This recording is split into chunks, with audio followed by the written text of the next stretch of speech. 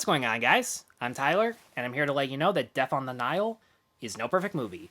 And Death on the Nile once again follows Hercule Poirot, played by Kenneth Branagh, as he travels to Egypt to attend the wedding of Gal Gadot, Armie Hammer, and their incredibly jealous friends and family that naturally leads to someone getting murdered on a cruise ship they're all staying on. And of course, Poirot has no choice but to solve the case by interrogating each of the suspects one by one before more people end up in the crossfire. Now, I haven't actually seen or reviewed Murder on the Orient Express just because there is a Corner Gas episode that is basically an homage to the book to the point where they actually end up spoiling the twist as to who the eventual killers were. So, with that knowledge in mind, I didn't really see the point in watching it because I just sat there, I'm like, they're going to have so many scenes where characters are backstabbing one another and it's going to serve no purpose because I already know who the killer is. There'd just be nothing to it. But when I found out that Orient Express was popular enough and financially successful enough to spawn a sequel and potential franchise for Branagh as Poirot, which the idea of a murder mystery cinematic universe, I actually like the sound of that. And the amount of massively talented actors that he got to play the suspects got me excited to check it out. And after years of delays and controversies over the fact that there are two actors who aren't the most well-respected in Hollywood or at the box office anymore, whether it be for valid or incredibly invalid and misunderstood reasons, this was the exact light on depth but heavy and old-fashioned style murder mystery that I wanted to see. Eventually. Because that's kind of the big problem with Death on the Nile. For the first hour or so, it felt like a chore to get through this movie just based on the pacing alone. It actually moves slower than some of the camels in the establishing shots. And I wouldn't have minded that so much if the introduction before the murder spent equal time on every single character to have them interact with the newlywed couple, foreshadow their possible motivations, establish some red herrings and clues that'll definitely be a huge revelation at the very end, or have Poirot actually interact with the other friends and family just to get an overall impression on them, or just to socialize and forget about the fact that he is a world-class detective, so that once shit really hits the fan, he'll have some information to bounce off of with them. But that doesn't actually happen. For the first half or so, Poirot just engages in a ton of repetitive and pointless conversations between Gal Gadot and Armie Hammer over this one character who has been stalking them ever since their engagement. And it's so repetitive to the point where there were so many actors I kept forgetting were even in the movie. And when they do show up, they kind of just stand in the background staring down the newlyweds without any hints as to what exactly they're angry about. If anything, you learn all of their motivations in the second half once they're being interrogated.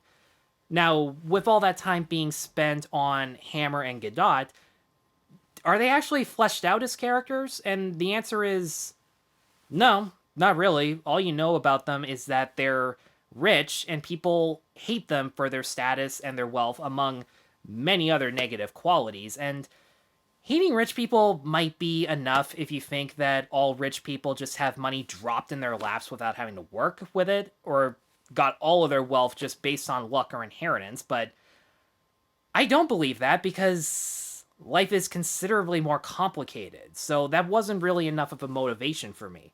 You learn absolutely nothing about Armie Hammer, and chances are nobody really wants to. And not gonna lie, his introduction with all of the accusations that have been made against him, it's not comfortable to watch under any circumstances, even though it is PG-13. You start to imagine R-rated scenarios at best. And with Gadot, I'm not kidding when I say this, the most amount of depth that she gets as a character is that everyone loves to point out how much she resembles Cleopatra.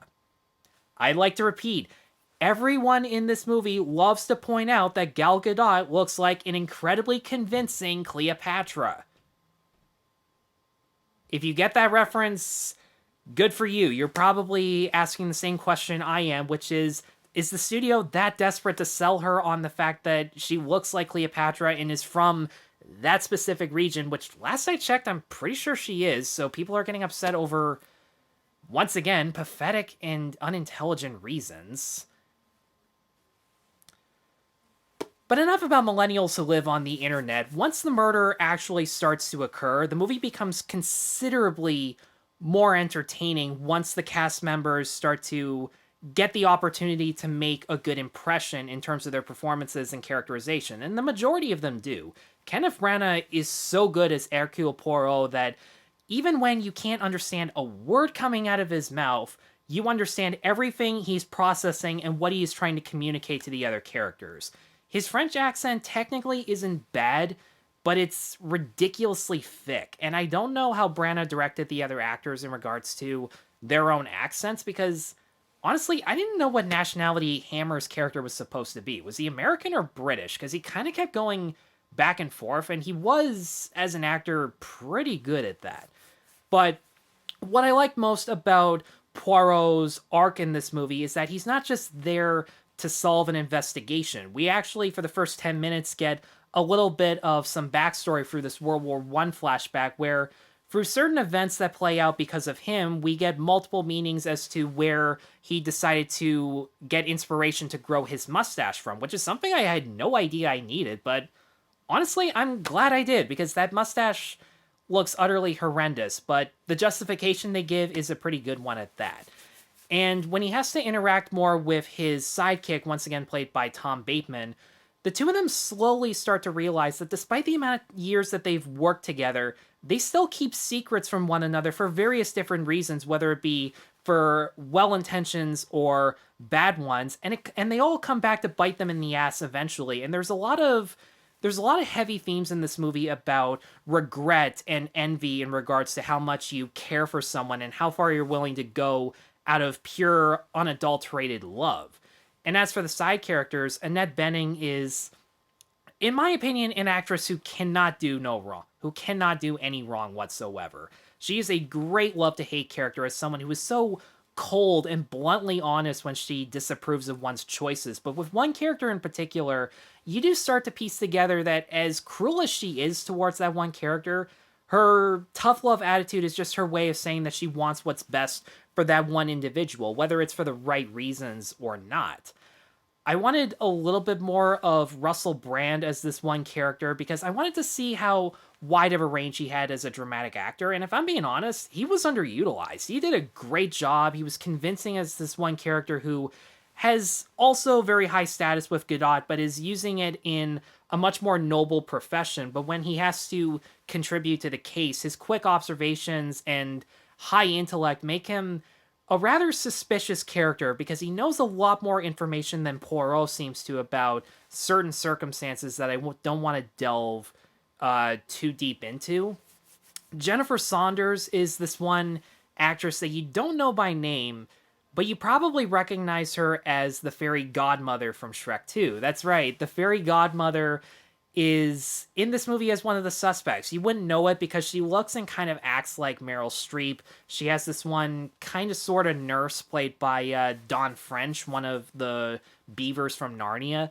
And the two of them have an interesting relationship. They have great chemistry, work off of each other very nicely. And there are two twists in regards to their relationship that I honestly didn't see coming, and it was refreshing to see. One of those twists is nothing major. It's more of a role reversal where the wealthy one honestly couldn't give two shits about how much money they have and would give it away if they could, compared to the poor person who was actually strapped for cash based on some tragic events that happened in her past. Emma Mackey as the stalker character hits the perfect balance through her facial expressions of being sympathetic when we learn what happened between Gadot and Hammer and how the two of them sort of betrayed her, while also being incredibly intimidating when she starts to make explicitly violent threats towards them. But hands down, my two favorite characters in this movie were played by Sophie Okonedo and Letitia Wright. And minor side note, I've wanted to say this for over a year.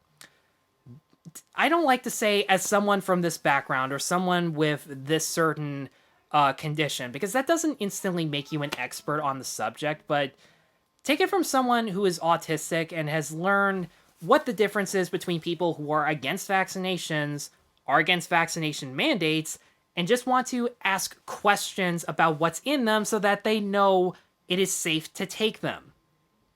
Letitia Wright is not anti-vax. I struggle to even call her anti-vax mandate, considering whatever her case is, she's on the Black Panther set, so obviously, whatever circumstances she's in, she's going to be perfectly fine.